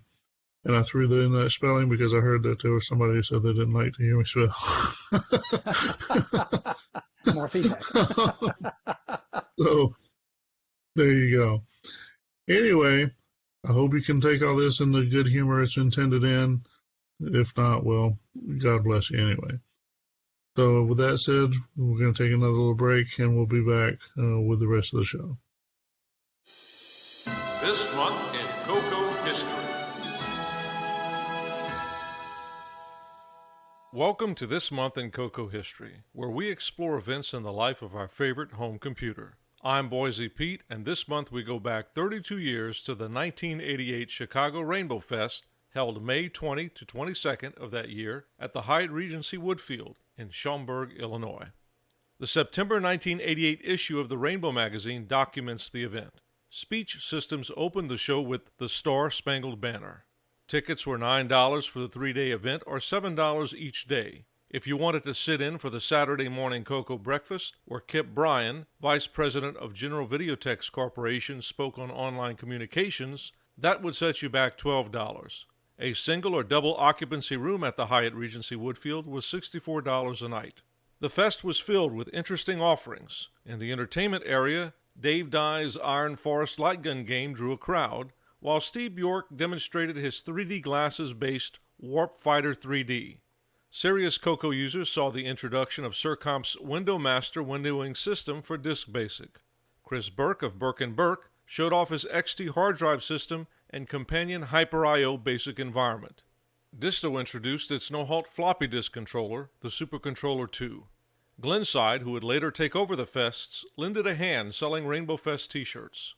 The Educational Sandbox featured child-oriented workshops for kindergartners all the way through 7th grade. The CoCo Gallery live event showcased the best of the best digital art creations in 2 categories, CoCo 1 and 2 graphics and CoCo 3 graphics. And who couldn't forget that frisky feline CoCo Cat, who walked the show floor for everyone's entertainment. Chicago would go on to host 3 more Rainbow Fests, up to the very last one in 1991. The 1988 show was considered by many as the apex of the CoCo 3's popularity, as it would go on to be canceled only 2 years later. And that's this month in CoCo history. CoCo Tuner makes tuning musical instruments a breeze. Precise enough for concert piano tuning. Easy to use for music students and teachers. The CoCo Tuner plugs into the cartridge slot of your color computer. Connect a microphone to the cartridge and you're ready to tune. A pitch comparison is displayed on your CoCo screen. Bands indicate whether you are below or above the correct frequency. Accurate within 0.003 Hz of middle C, CoCo Tuner can be used to tune any musical instrument. CoCo Tuner, just $89 from Real Time Specialties Incorporated, Ypsilanti, Michigan. CoCo Cruisers, welcome to our host discussion. So we're going to have a little toss around a little bit, a few minutes here at the end of the evening. Many of us are familiar with the term homebrew, or particular homebrew software. The term itself, homebrew, of course, originated with people making beer at home, literally brewing beer at home, as opposed to a commercial beer. But it's been used for a long time in the computer world, but dating back, in the 70s to the Homebrew Computer Club, which, in some ways spawned a modern Silicon Valley or whatever. But it's also used for homebrew software, generally meaning, the general meaning would probably imply just software made by somebody other than the original device manufacturer. So particularly like a cartridge for a video game not made by the video game manufacturer. But it could mean a lot of things, and it could mean just a couple of guys playing around in their back room or whatever. So some people think the term homebrew, when applied to software, implies something slapdash, something sloppy, something, unprofessional, whatever. And then other people, particularly people who object to the term homebrew, point at modern software for old computers, stuff made for like some of the games you get for like the Atari Jaguar or even the Sega Dreamcast that are as nice and as professional as anything that was ever released commercially for those products.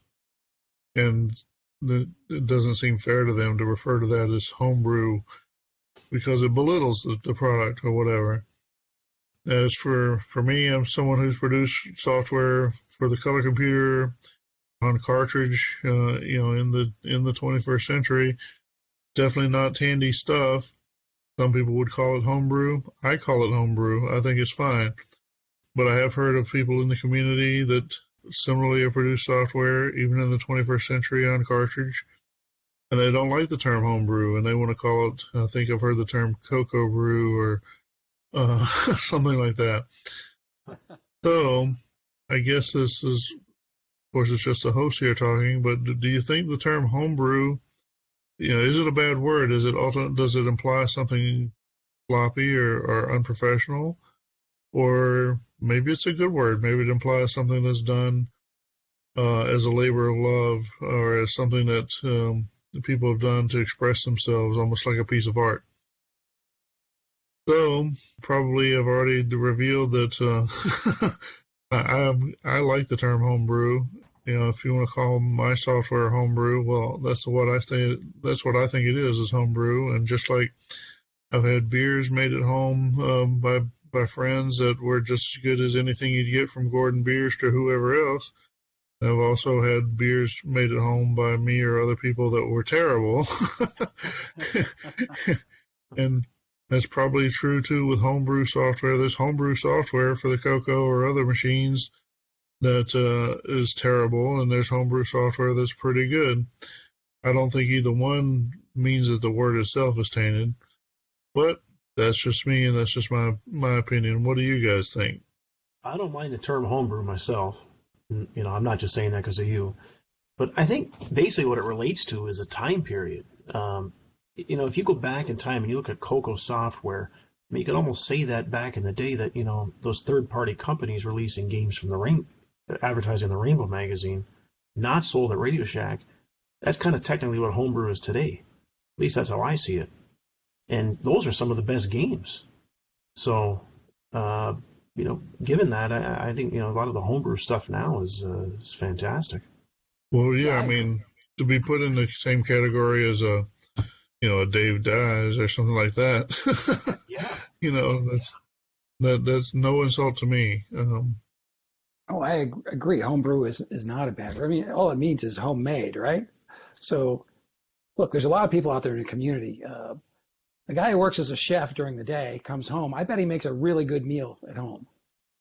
Yeah. So that's what we have. We have people that develop things for the color computer, and they apply their skills, and they're better than the things that we got from Tandy. Certainly, the games like you were talking about, the best games for the CoCo weren't developed by Tandy. They were homebrew. Yeah. Yeah. So since you brought up definitions, I just Googled for a couple.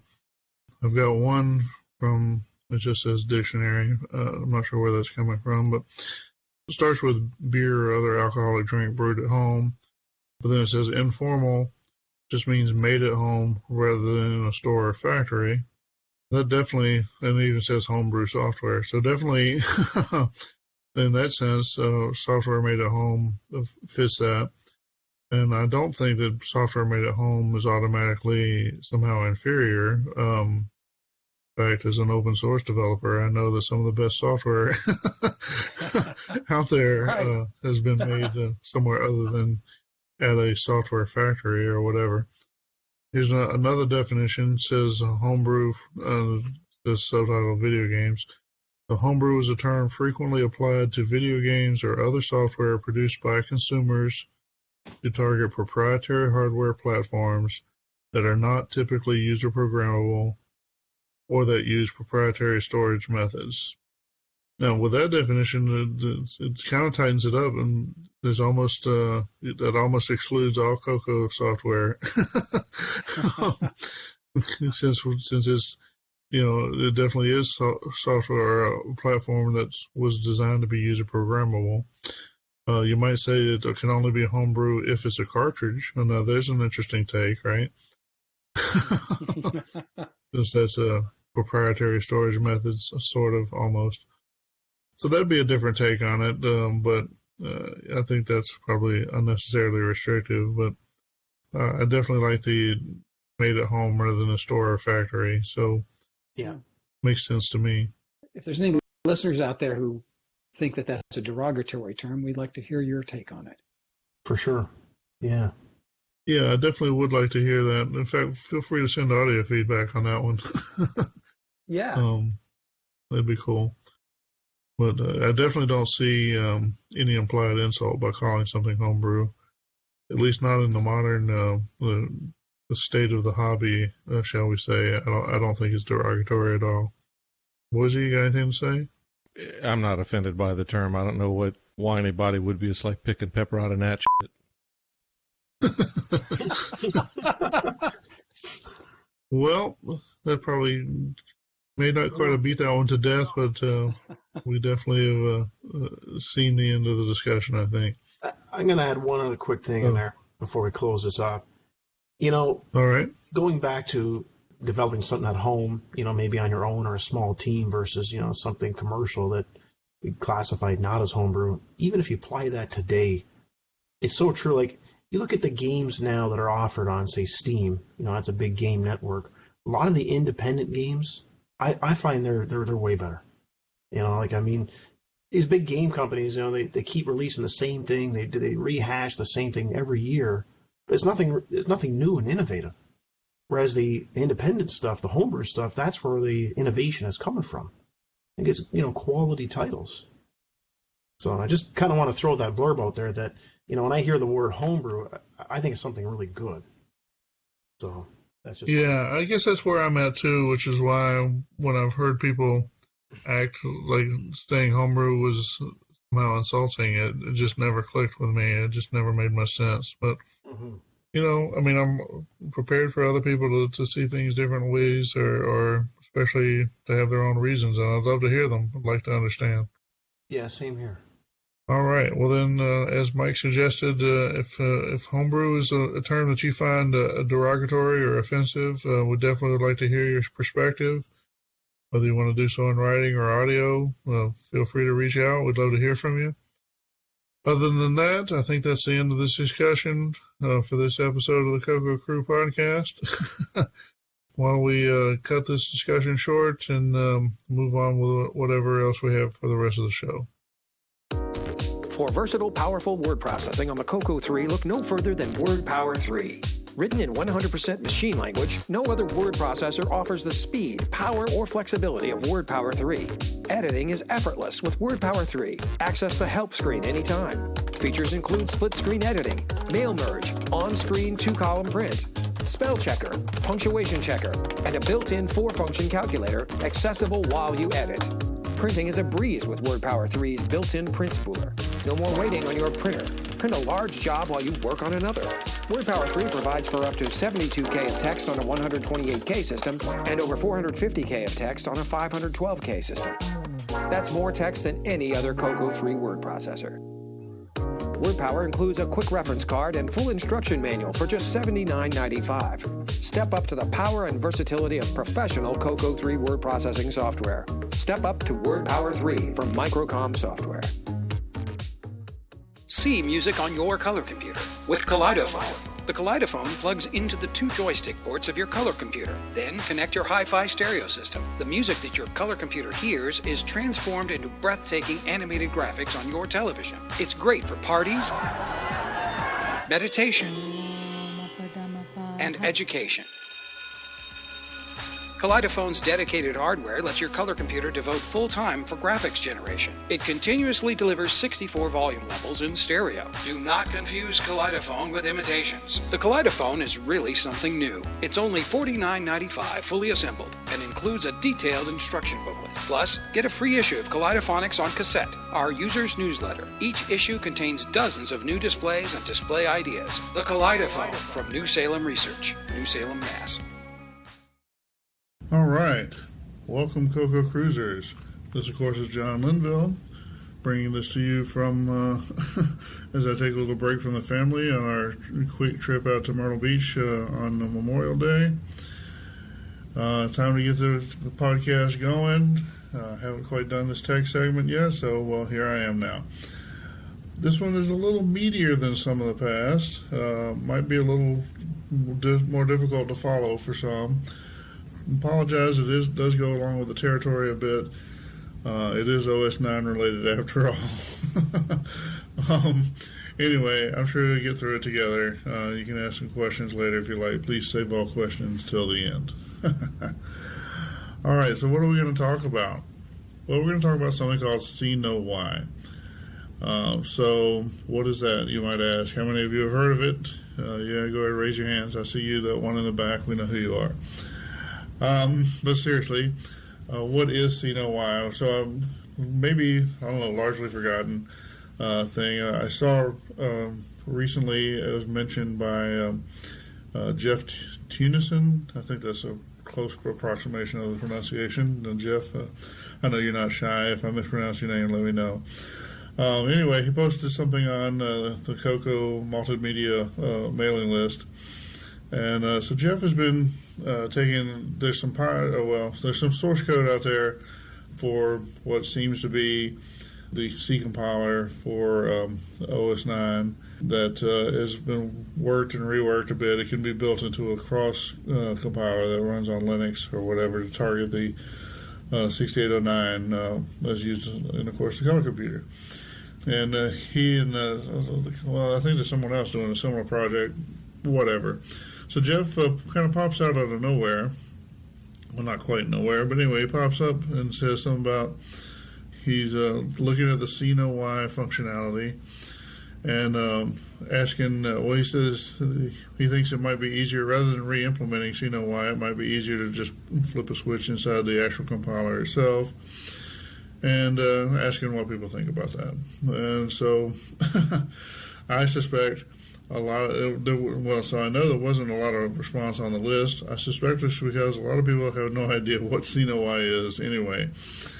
So that's what this is about. What is CnoY, or where did it start? So there's another character from the past of the color computer named Mike Knudsen. It's Knudsen, Knudsen. Mike, if you're listening, well, first, what an honor. And if you are, please let me know if I'm mispronouncing your name. It's certainly not intentional. Okay, so Mike was the fellow behind the Ultimuse program back in the day. Ultimuse, in particular Ultimuse 3, did a lot of nifty stuff underneath the covers. So he's a bit of an expert on how to make OS 9 programs cool and fast and whatever. Anyway, if we rewind back to, let's say circa 1994, roughly the middle of 1994, he wrote this tool called CnoY. This tool runs as a part of the C compiler chain. And so what I mean is, if you're familiar with how the C compiler runs, rather than being one big program, it actually splits its work up across several smaller executables. They all work together, so arguably you could say it's still the same program overall, but in terms of packaging, it's several smaller executables, and they run as a set of filters. You'll have like the C preprocessor will run. It processes the input file and makes a few changes here and there based on some of the statements therein, passes it on to the next stage and on through, is there one or two compiler stages? There's an optimization stage, so the compilers produce assembly source. The optimization rifles through the assembly source and she makes changes here and there until finally it comes out and hits the assembler. The assembler produces an object, and the object gets to the linker, and finally you get the executable. Right. So what is CnoY? So it slips in there somewhere after the compiler stage, before the assembler stage. The notes say something about it goes before the optimization stage too. But it works a bit like the optimizer, where it takes the assembler source and it makes some changes, and then it just passes it on as if nothing ever happened. So the later parts of the state of the chain have no idea that CnoY ever ran, presumably, unless maybe it puts something in to identify itself, but it makes no difference to them. And so it just sort of slips into the stage and kind of works like it's part of the original program. So how does it do this? Well, so it does depend a bit on some knowledge of the internals of how the C compiler is working. And these would have been observable by someone, clever and interested in learning things like, how the compiler uses the assembly language. It also happens to be this particular trick. There is documented that the C compiler uses Y-based indexing for accessing data segment variables. Anyway, somebody who's one way or another knowledgeable of how the compiler works could, and obviously did, figure this out. The original article that I found, and maybe there may be something earlier in the mailing list archives, but I didn't dig too deeply for that. But the original article I found dates from December of 1994, but the article itself has a date that's in June or July. I don't know, it's the middle of 1994. So anyway, program dates from, roughly 25 or 26 years ago. In the article, Mike notes that he has used this to successfully rebuild the entire Ultimuse 3 system, which is 8 executables. I'm going to put a link in the show notes. Actually, 2 links. One is to Jeff Tunison's mailing list post, and then there's a link in there to this article from the OS 9 newsletter of December 94. So you can check it out for yourself. So, all right, well, that's a little bit of an introduction. So what is CnoY? Not just where did it come from or why are we talking about it, but what is it? So basically, the CnoY exploits some knowledge of this idiosyncrasy of OS 9 Level 2 memory management, which might be specific for the CoCo 3. I'm not sure. I know OS 9, even OS 9 Level 2, existed on other systems, so I don't know if this idiosyncrasy is specific to the OS 9 the CoCo 3 OS 9 Level 2 implementation or not. But it might be. But it also might not be, because it's kind of somewhat, I'd consider it somewhat of an obvious idea to do it this way as a kernel person for a obviously different kernel, but so maybe not. Basically, this filter takes the assembly language source generated by the compiler, and that assembly source obviously has to work with how the system allocates memory for programs, and specifically how it allocates memory for the data segments of programs. And so the assembly source is kind of aware of how that works. And of course, that system was designed for OS 9 Level 1, which is strictly limited to the original 64K physical address space of the 6809. And so the program itself essentially has to be aware of how that data is allocated and work around it. And so what does CnoY do is it figures there's an idiosyncrasy, I'm going to try to explain in a minute, that with OS 9 Level 2 on the CoCo 3, that CnoY essentially changes the program to be unaware of any efforts to separate the data segment of the program for reentry purposes. And so the program itself is a little bit dumber, and which is kind of good actually, because the little bit dumber program does a little bit less work and actually will perform a little bit better. So the CnoY simplifies the addressing of the data, and it provides an observable increase in performance. So moving down a level. What is it about OS 9 memory usage that we're kind of going in and exploiting? So as most people who've done any research or are taking an interest at all in OS 9 will know and be able to pair it or whatever, is that programs written for OS 9 have to be done so with position independent code, right? And that's a sort of was a technique of how the assembly language instructions are written, how they reference jumps and other changes of program flow. And that doesn't change here with CnoY at all. They are still position independent.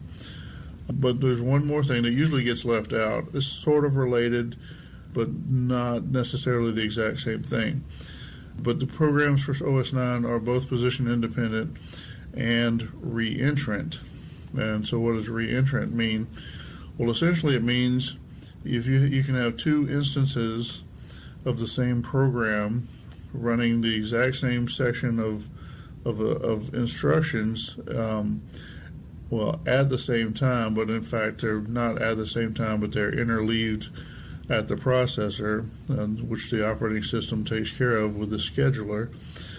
But so over some larger period of time, there'll be multiple copies of the program appearing to run, or they run within that block of time, even though they're not literally at the same time. Here's where it gets a little thick for people. To start with multitasking, you're able to run more than one program. Two different programs both run at the same time. It's as long as they just don't access the same blocks of memory, and obviously not the same instructions, and also don't access the same storage, no conflict, no big deal.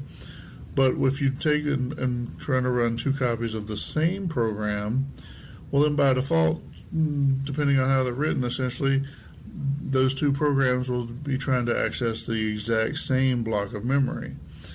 And so in many cases this might work if they're both accessing data memory that is just for storage, just reference or whatever, things like constants or such. That'll work fine. But if they're accessing and modifying the same block of memory, in general that's a bad idea. Now there's ways to program around that, to use locking and that sort of thing to prevent them from stomping on each other, but it's an extra effort. And it's certainly not the kind of thing that an operating system just handles for you. To the extent an operating system does just handle it for you, is it makes it so that the two instances of the same program are not actually accessing the same block of memory. And so this term, like I said, is called reentrancy. Literally, you're able to re-enter the same program at the same time, without exiting the first instance. And there are various techniques for that, things like allocating memory only on the stack with automatic variables and that sort of thing. At the operating system level, this goes a bit further.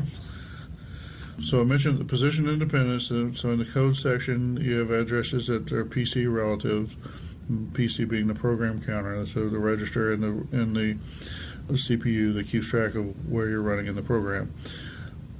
At compile time, when you actually build the code for the program, you don't know what address is going to be in the PC because the operating system may load you anywhere in memory. But you can discover it at runtime.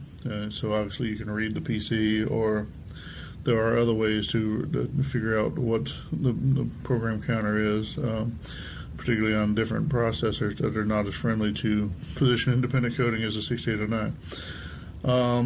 So that's for position independence. But for reentrancy, every new running instance of the program is allocated its own data section. When you look at the header of an OS 9 program, it'll say you have so much space that's code, that's program instructions, and so much space that's allocated for data. And then so if you load 2 copies of that program at the same time, OS 9 will allocate one chunk of space for the instructions. There'll be one section allocated, and both copies of the programs can run the same set of instructions because you're not supposed to change them. It's part of the rules for coding.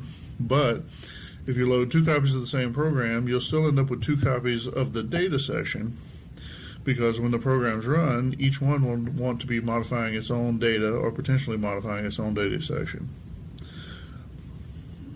When your program goes to access data, so data section addressing, this is based on an index which points to the base of the data section. And so at compile time, you know how far from the base of the data section the variable is that you want to access, but you don't know where the data section starts. And so you'll be able to figure that out when it runs based on the startup protocol that OS 9 implements, which basically means that it'll tell you by loading certain addresses into certain registers where your data section starts. So let's move on talking about OS 9 level 2, particularly on the CoCo 3. So for OS 9, well, let's take a step back. OS 9 level 1 will actually assign different physical addresses for the separate data sections in each instance. So, the data section for the first instance might load at 2000, whereas you load the program, a second copy of the same program, the second copy's data section might be at 4000. Literally different CPU addresses, literally a different space in memory, but and not surprisingly different addresses because it is a different space in memory. The trick is when you move to OS 9 level 2, there's a hardware usually called the MMU, or Memory Management Unit. You can take some issue with that in modern times because modern usage in MMU usually involves some memory protection or whatever that the CoCo does not have. Anyway, we'll still call it the MMU because that's the popular usage for calling the device on the CoCo 3. It is like an MMU in certain ways, even a modern one. So in OS 9 level 2, the MMU hardware is utilized and ends up constructing memory maps for new processes that look a whole lot like the old processes. The net effect is that the hardware is used such that data sections are always loaded at address 0. So the base address for any indexing into the data section is always 0. And so whereas in our previous example on OS 9 level 1, program 1 would access data based at 2000, and program 2, same program but instance 2, would access data based at 4000. In this case, program 1, instance 1 of the program would access data based at 0, and instance 2 of the program would also access data based at 0. And it turns out this is apparently is always true for level 2 OS 9 on the CoCo 3. So which is kind of neat. And so when you know that the index is always going to be 0, then any data access into the data section that's indexed from 0, You could change the program instruction to use direct or extended direct addressing, or even immediate, depending on the instruction and how you're doing it. And the point being is that these types of instructions generally are a little smaller and a little quicker to access data than using an actual indexed instruction. I think that's kind of neat. So basically, whereas your program, like I said, OS 9 Level 2 programs basically follow the same rules as OS 9 Level 1 programs, or at least officially they do. But it looks like there's this thing you can rely on happening on OS 9 Level 2 on the CoCo 3 that allows you to write your programs differently, and that's what CnoY is doing to the assembly sources generated by the compiler, is so that the assembly programs are written so that rather than trying to cooperate with the addressing of data segments being different between different instances of the same program, the assumption is that every instance of the same program now will use the same physical CPU addresses to access those data segments, and therefore can use simpler instructions to do so. Pretty neat. So, let's see, moving on. So, CnoY operation, how does it work? Well, so, again, it's in the filter chain. The assembly source, the compiler runs, generates assembly source. The assembly source would be passed to the assembler. Instead, it gets intercepted and is passed to the CnoY filter. The CnoY filter scans the source code generated by the compiler for certain patterns, specifically for Y-based indexed addressing, because, again, it's documented and observable that the compiler uses the Y index for accessing the data segments of the OS 9 executable or associated with it. So the filter scans for certain patterns, Y-based indexed addressing in particular, and the filter outputs code that's translated to be a suitable alternative based on the assumption that the base address of the data segment will be 0. So rather than being a Y-based index address, depending on the instruction, it swaps that out to being direct addressed if it's a low value, or extended direct, or depending on the instruction, it might even just load X or load a register with an actual value directly as an immediate. So, pretty cool. How does this work? I mean, why is this okay? And so then, again, there's the assumption that the MMU will assure that each data section instance remains unique, even though they're the same addresses. So, whereas, on OS 9 Level 1, the program would go and access 2000 something for the data on one instance, and another instance would access it at 4000. In this case, both instances are going to go and access data at 0000, or, an offset from there. And the operating system, when it loads up each instance or it switches between instances, it will have set up the MMU so that accessing 0000 on the first instance will access one chunk of memory, and accessing 0000 on the second instance will access a different chunk of memory. So there's still two separate chunks of data memory, one per instance of the program. It's just they both have the same address when each instance is running. So the code itself is using the same set of addresses. It doesn't have to change. So, confused? I can see where it might be confusing, but that's how it works. It's kind of cool. I think I've endorsed this idea. I think it's pretty cool. I think there's probably some warnings that need to be made. Some of them may be bigger deals to worry about than or lesser deals now that we're so much farther down the road, and the chances of OS 9 making changes on the 6809 are, on the one hand, they are slimmer, but on the other hand, there are people working on the Nitrous 9 kernel, which is the modern inheritor of the OS 9. And it's possible somebody could change something, and it may be a good idea, maybe a good reason to do so. So If you want to use a CnoY filter or the equivalent on when you're building code for OS 9 Level 2 or Nitrous 9 Level 2, there's at least a chance that something could change in the future that will make your program not run. I don't think this is very likely. I'm not working on the OS 9 or Nitrous 9 kernels much, if I never have, and not really planning to, but maybe things will change in the future, but, not at this time. But that's just it. I can't speak for it. I don't know if it'll change or not. So you'll have to weigh that risk for yourself. A warning or whatever is to do all OS 9 Level 2 setups do the same thing regarding data segment. So, I think that's the big definer of OS 9 Level 2 is the use of an MMU. And again, it would definitely appeal to me if I was implementing OS 9 Level 2 on a system with an MMU to always want to set up the data segments, the same, and use the MMU to make sure that they point to different memory. And the question is, if you do go and run on a gimmicks running OS 9 Level 2, does it do the same thing? I don't know. Do you need your program that's written for the CoCo 3 to run on your gimmicks? Maybe, maybe not. If they're using graphics, it probably won't run anyway.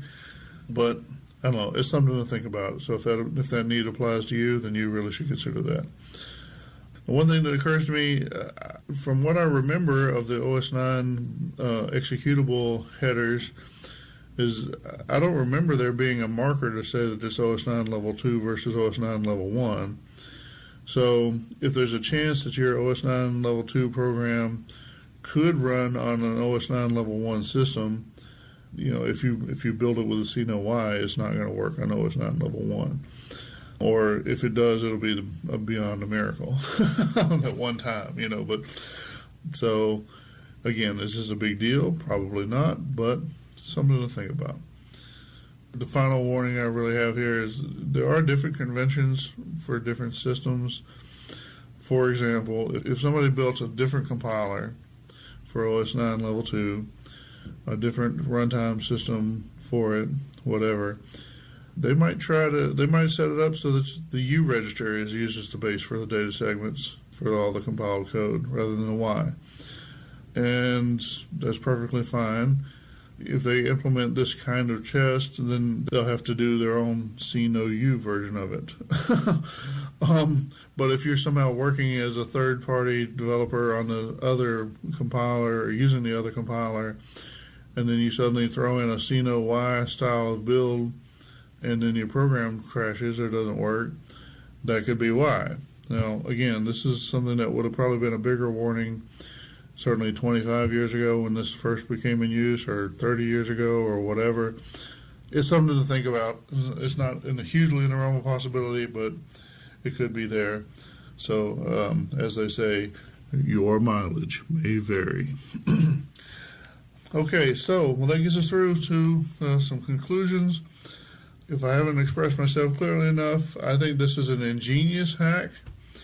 Really cool. You preserve the integrity of the system, meaning that you still have two different data segments, even though you've simplified the code.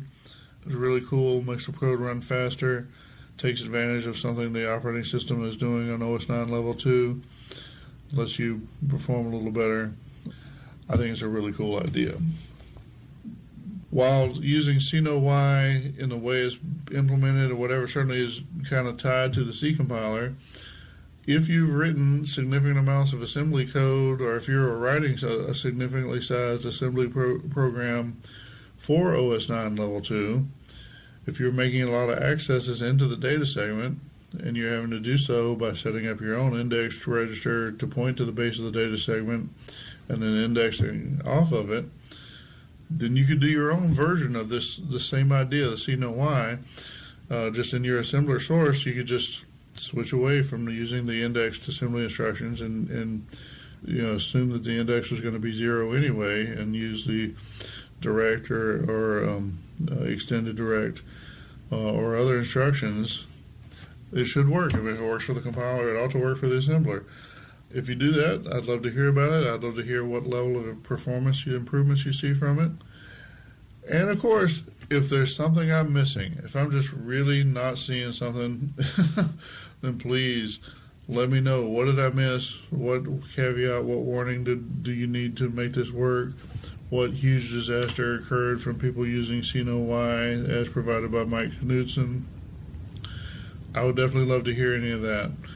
But like I said, it makes sense to me. It's really clever. I wish, I think I was reading the list when this stuff kind of came about, but at that point, while I was a computer engineering major in college, I did not know enough about the 6809 and the CoCo 3, whatever, that I didn't really grasp this. I just thought, well, that sounds cool, but whatever. Back, when Mike was writing this stuff and posting about it. So I think it's kind of cool. I hope you enjoyed hearing about this or talking a little bit about OS 9 and how it's handling the memory stuff or whatever. There's a lot of kind of in-depth, nitty-gritty stuff to talk about with how the program's set up, how they get initiated and started by the operating system, and how they find their resources, where their data sections are, and all that sort of stuff. If you have specific questions, feel free to pass them on. Maybe it'll inspire your own tech segment in the future. Or if you want to do your own tech segment, well, I'll be happy to hear and discuss about that with you as well. All right. Well, I think that's probably enough. Looking forward to Tandy Assembly, seeing a few more faces live. This separation has gone on too long. Let's all get us back together. All right? Okay. Well, be good. CoCo forever. And ta-ta for now. Thanks. All you've wanted in a computer and more. The TDP System 100, a complete system ready to plug into your color TV set. It features 16K of memory, expandable to 32K at any TDP service center nationwide, and expand from 32 to 64K through Southco, the Georgia distributor. Raised keyboard with gold contacts. Standard basic built-in from Microsoft. RS-232 interface device built right in. RF interface for direct hookup to any TV built in. Programming manuals included at no charge. Bust-out game pack included at no charge. Joysticks included at no charge. The suggested retail price is only $379 from Southco Sales Corporation. Mr. Turtle, how many megabytes does it take to get a good deal on a CoCo hard drive? I have no idea. Ask Mr. Owl. Mr. Owl, how many megabytes does it take to get a good deal on a CoCo hard drive? Oh, let's find out. 10, 15, 20. Oh, it's 20. Looking for a hard drive for your color computer? Ask the Owl. Owlware is the leading provider of hard drive systems for color computers, offering 20, 40, and 80 megabyte hard drive systems. Our complete hard drive packages include the hard drive, case with fan, SCSI controller, LR Owl interface, and software, fully assembled and tested. 20 megabytes, just $495. 40 megabytes, just $609. And an amazing 80 megabytes for just $875. All our drives come with a 1-year limited warranty, and parts and labor are covered for 90 days. We've earned our place in the market by providing products you can be proud of. Customer service, quality products, and sound design. For all of your hard and floppy drive needs, remember to ask the Owl. Owlware, located in Myrdstown, Pennsylvania.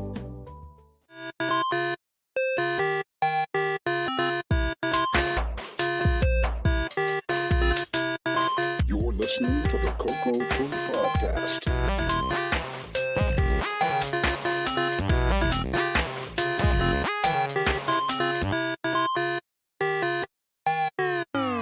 Welcome back to Neil's Corner on the CoCo Crew Podcast for episode 60. This month, I'm going to review a game called Rampage. This is an official arcade license from Activision. It was coded in 1989 by Steve Bjork and published by Tandy. Rampage was sold in Radio Shack stores across the nation, and it came on a cartridge ROM pack. It requires a Tandy Color Computer 3 with a whopping 128K of stock memory. Supports composite or RGB display. The object of the game is quite simple. Your mission is to climb buildings and destroy them until they collapse to the ground. When the game starts out, you have a choice to pick one out of 3 characters. You can be George, Lizzie, or Ralph. After selecting a character, you start out on the street and have to quickly choose a building to climb, as there are cars trying to smash into you. You also have to try to dodge people throwing grenades out the building windows at you. When you climb a building and start attacking it, you will see it losing structure and eventually it'll collapse. You must jump off it before it collapses, otherwise you will lose some of your life. To gain life on your meter, you can eat the humans in the building windows as you're climbing and attacking the buildings. However, you must be careful because sometimes even the humans will have weapons to throw at you. After you have attacked all the buildings and made them collapse, you will move on to a next city. Each city gets harder as the game progresses. This game really lives to its name, as it's a total rampage. I have played the original arcade version to compare, and I must say Steve Bjork did a fantastic job at recreating Rampage for the CoCo 3. The graphics and large sprites look incredible. The game speed is also very nice. Steve also added the unique feature found present in the arcade version where you can attack other players if you are playing multiplayer. Not many of the home versions of Rampage supported this feature. Speaking of multiplayer, what makes this CoCo 3 game extra special is that it supports 3 players at once. 2 people can use the joysticks and 1 person could use the keyboard. I've spent many hours back in the day playing it with my friend and sister. We would all crowd around the CoCo 3. Well, there you have it, another game for you to try on your Color Computer 3. If you haven't already played it, or if it's been a while, you can give it another play. You can find this game on the CoCo Archives website. However, I highly recommend tracking down the original authentic cartridge for your collection. Until next month, happy CoCo gaming.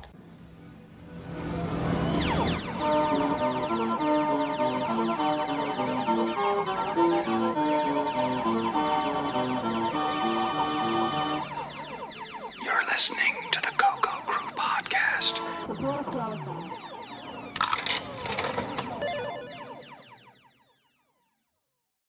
Well, we have reached the end of episode 60. As usual, I'd like to thank our host, John Linville, for procuring all those news articles each month and continuing to provide us wonderful tech segments. Big thanks to Mike Rowan for editing the podcast and continuing to entertain us with those awesome commercials he creates. Thanks to Boise Pete, our CoCo historian. He remembers it, so you don't have to. Last but not least, a huge thanks to all of you who listen and support us each month. We appreciate your feedback, no matter negative or positive. Until next month, happy CoCoing and retro forever. It's a blast from the past. Please listen carefully. CoCo.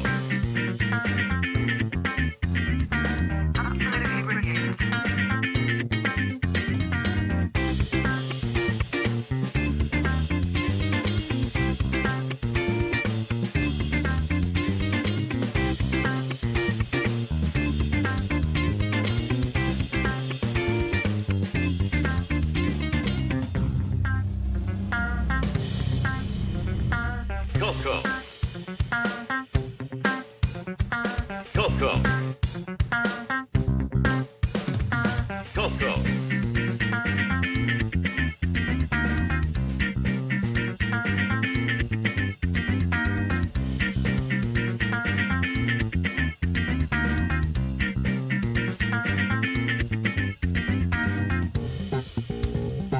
Dance like there's no tomorrow.